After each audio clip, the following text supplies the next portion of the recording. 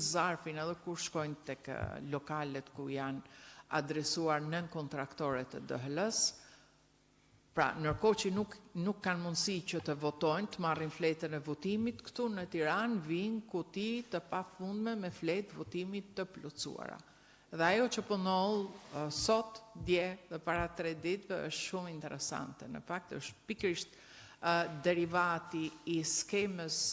manipulimit në tërësi të procesit zgjedhor në Greqi, dhe ndodh vetëm për Greqinë, vinë vetëm nga Greqia,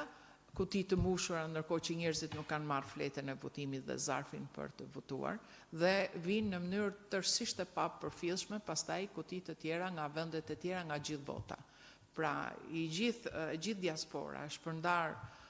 në të gjithë globin ton, nga Shtetet e Bashkuara të Amerikës, Britania, Gjermania, Franca, Italia, e me radhë vendet e tjera, kanë një numër të papërfillshëm kutish që vinë, ndërkohë që vinë kuti të mbushura me votat që nuk janë plotësuar nga njerëzit që s'kan pas mundësi në fakt që të marrin zarfin për shkak të problemeve të DHL-s dhe të nën kontraktorëve të tyre. Praktikisht, ajo që kemi thënë dhe kemi dyshuar edhe përpara, shërbimin postar aty të nën kontraktorëve, me sa duket, po e bën pushteti i Tiranës. Dhe kjo e kthen në një problem jashtëzakonisht të madh, manipulimin masiv që po bëhet në Greqi,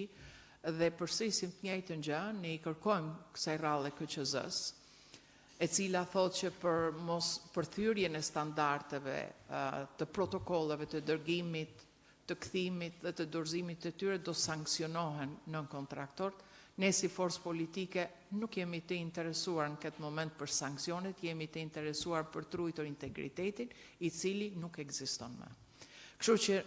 në këto kushte jemi të detyruar që të përsërisim KQZ-s që kutitë që vinë nga Greqia të trajtohen në mënyrë të veçantë dhe të mos bashkohen me vendet e tjera, meqense ne kemi dyshime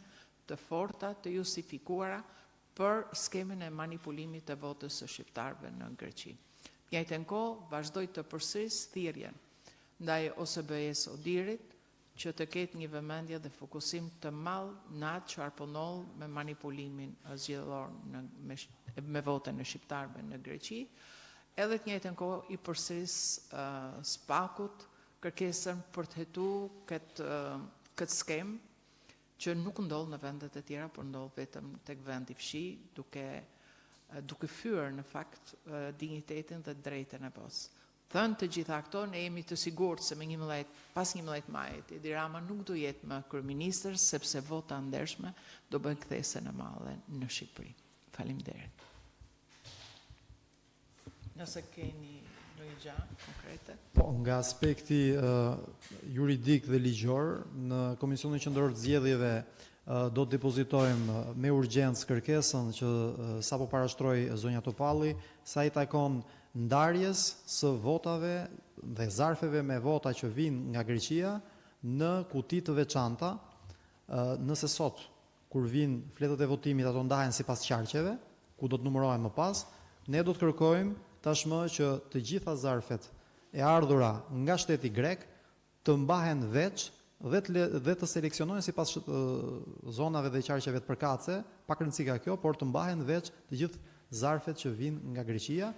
për të parë më pas nëse do të rezultojnë ankimime apo problematika të tjera, ato të mund të ndahen dhe nga zarfet që vinë nga shtetet e tjera. Kjo është një kërkesë që do të depozitohet më pas me urgjencë në KQZ, po ashtu një kërkesë tjetër, të cilën do të depozitojmë, ka të bëjë me informacionin drejtuar KQZ-s për numrin e total të zarfeve me materiale votimit të dërguara nga KQZ-ja përmes operatorit postar DHL në adresat e votuesve shqiptar të regjistruar në diasporë, numrin e zarfeve që janë ende të padorëzuara tek votuesit, sipas të dhënave të fundit, dhe numrin e zarfeve të kthyera mbrapsh në KQZ si të patërhequra nga zgjedhësit. Kjo pikë është shumë e rëndësishme, sepse nuk kemi informacion zyrtar, as në faqen e internetit të KQZ-s, sa janë këto zarfa të cilat zgjedhësit nuk i kanë marrë pas tentativës tretë dhe operatori ka qenë i detyruar t'i kthejë mbrapsh në KQZ. Bëhet fjalë për rreth 70.000 votues shqiptar të regjistruar në PER, të cilët ose e kanë marrë fletën dhe nuk kanë votuar ende, e kanë marrë votën dhe nuk kanë votuar ende, ose nuk e kanë tërhequr dot, nuk kanë arritur dot ta tërheqin zarfin, dhe ne nuk dimë se ç'bëhet me këta zgjedhës shqiptar.